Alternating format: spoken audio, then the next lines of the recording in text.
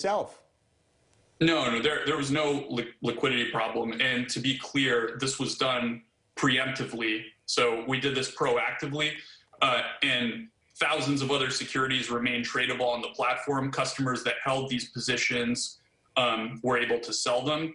And we're doing what we can to allow buying and to remove these restrictions in the morning. But also, you might have seen Robinhood has been the #1 app in the App Store overall. So we have seen unprecedented interest due to the fact that finance has been culturally relevant in a way that hasn't been before, and these stocks are going viral on social media. And I think it's really interesting to juxtapose against some of the other questions that we've been having before this. Of course, Robinhood stands for everyday investors.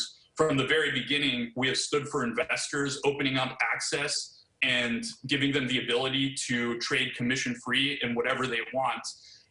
And we've gotten a lot of criticism that, maybe there should be more restrictions. So it pains us to have had to impose these restrictions, and we're going to do what we can to enable trading in these stocks as soon as we can.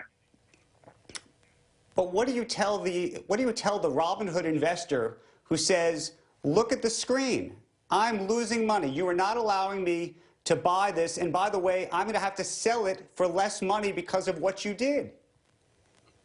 Well, to be clear, we're not allowing people to buy it, but they can sell positions that they have.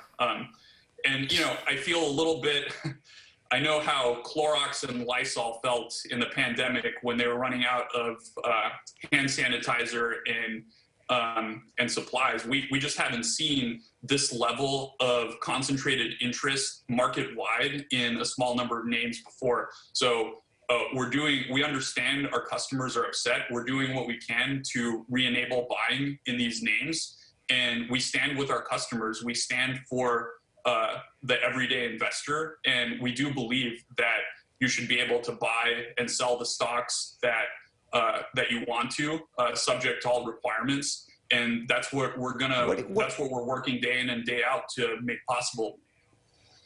What do you say to the customer who says, look, maybe I shouldn't be on Robinhood anymore? If they're going to shut me out right when I need to be on the service, maybe I should go to an alternative service.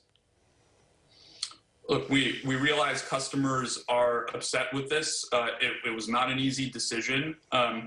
Ultimately, the team made the correct decision here. So what we can do is move forward, focus on giving customers the most stable and reliable platform going forward. And we've invested a lot in that, and we've actually seen some great progress, and taking all the steps we can to make sure customers can buy the securities that they want to buy without restrictions in the future. When you look at the trading in these stocks over the past several days, do you think they're divorced from reality? Are you concerned that the investors that are involved in this are doing these things for reasons that they fully understand, and they fully understand the risks involved? Look, I'm obviously a big believer in more education. I want to make sure that we give customers all the tools and educational resources that we could possibly give them.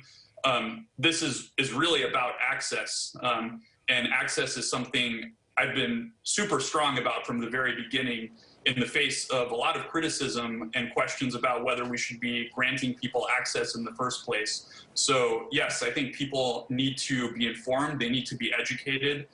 We do want to give them the ability to do that, but I also believe that access is a very powerful thing. The more individual investors have access to the markets, the better off we will be.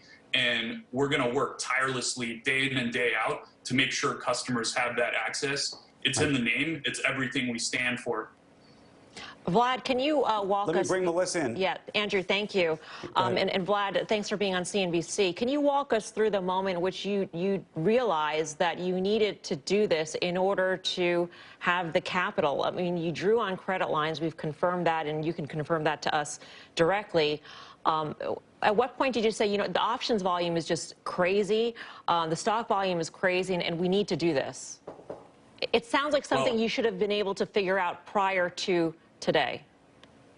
Well, it's interesting because I don't remember a time in the past where social media and the financial system have intersected in such a direct way. So things can go viral on social media, and that can lead to virality in the financial markets. Like I mentioned before, Robinhood's been #1 on the App Store for the last several days, and we've never been #1 on the App Store before. So I don't think anyone could have anticipated that this would happen.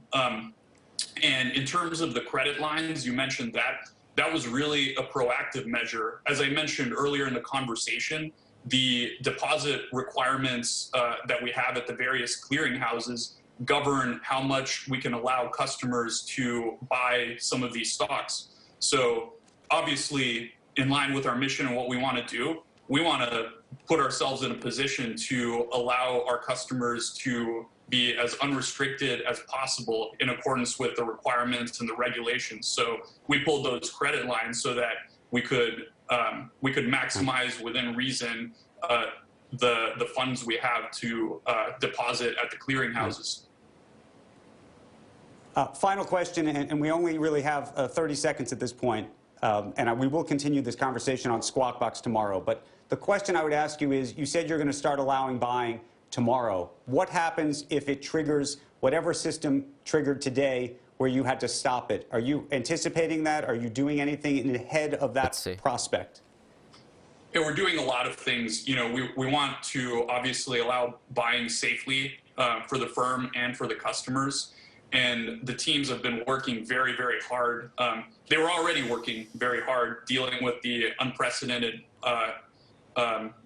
volumes and the equity volumes and the unique situation we've been in. So we want to do that safely. We want to be clear in the communications. And I own that, you know, we should have been out there a little bit sooner. The team's been working very hard. People are doing what they can for our customers. And I'm very proud of the work that the team is doing and has done. Vlad, we appreciate you joining us. We will continue this conversation, and we will air more of it tomorrow morning on Squawk Box. But again, we thank you. I appreciate you having me. Thank you again. Of course. It's great to hear from Vlad. Andrew, thank you so much for bringing us that interview. Thank you, Courtney Gibson, Dan Nathan, for joining us tonight for this special edition of Fast Money, the Reddit Rebellion. So we'll see. The news with Shepard Smith starts right now.